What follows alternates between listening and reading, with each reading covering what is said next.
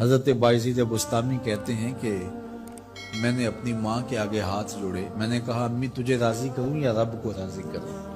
تو اپنے حق مجھے معاف کر دے، اللہ کو میں راضی کر لیتا ہوں۔ ماں نے کہا جاؤ پتر میں اجازت دیتی ہوں۔ گئے جنگلوں میں ذکر و فکر میں لگے رہے، تنہائی میں اس کو یاد کرتے رہے، دن رات ذکر کے چراغ روشن رکھے۔ 12 سال گزر گئے حق کی تلاش میں۔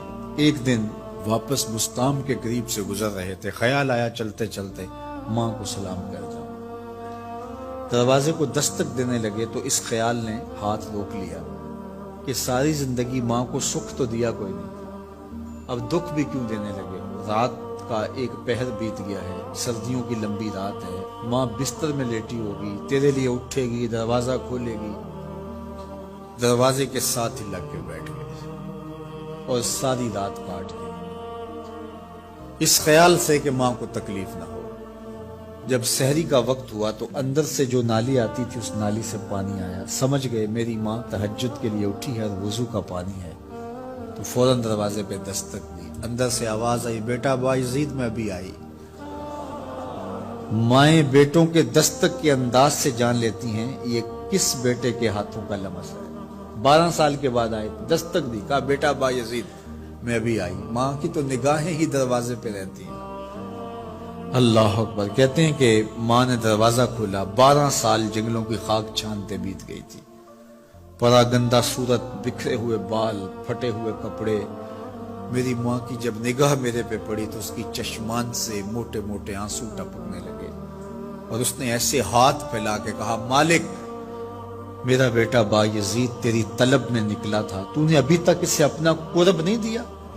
حضرت بایزید بستامی کہتے ہیں 12 سال کی ریاستوں سے جو کچھ نہیں ملا تھا ماں کے اٹھے ہوئے ہاتھوں سے مل گیا۔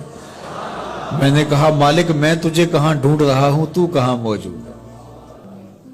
تو ماں باپ کی رضا اللہ کی رضا کا دروازہ کھولتی ہے۔ جن لوگوں کے ماں باپ ناراض ہیں اور وہ جا کے پیر صاحب کی خدمت کرتے ہیں اور میاں ماں کے قدم چومو، باپ کی ٹانگیں دباؤ، ان کی خدمت کرو، تمہارے پہلے مرشد وہ ہیں، ان کو راضی کرو، پھر کسی شیخ کامل کی صحبت میں آنا، دیکھو کیسے دل کی بند کھڑکیاں کھلتی ہیں۔ ایک مرشد تو ناراض کر آئے اور دوسرے مرشد سے تمہیں کیا ملے گا؟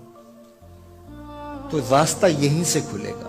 والدین کو کبھی ناراض نہ کرو، والدین کو کبھی دکھ نہ دو، والدین کو کبھی تکلیف نہ پہنچاؤ، اور والدین کو بھی چاہیے کہ اپنی اولاد کو اپنا نافرمان نہ بنائے۔ ایک بزرگ فرماتے ہیں کہ مجھے برابر 30 سال ہو گئے ہیں کہ میں اپنی اولاد کو کوئی حکم ہی نہیں دیا، کوئی حکم نہیں دیا۔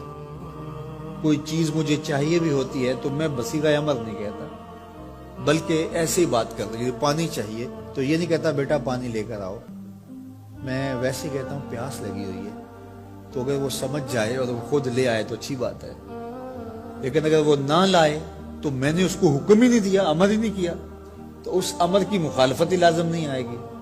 تو کہا 30 سال برابر گزر گئے ہیں، میں نے اپنی اولاد کو حکم نہیں دیا کہ کہیں وہ میری نافرمان نہ ہو جائے، کیونکہ اگر وہ نافرمان ہو گئی پلے کچھ نہیں رہے گا۔ جو اولاد ماں باپ کی نافرمان ہوتی ہے وہ ہوا میں بھی اڑے، وہ چرخ پہ بھی جھولے، وہ زمین پہ گرنے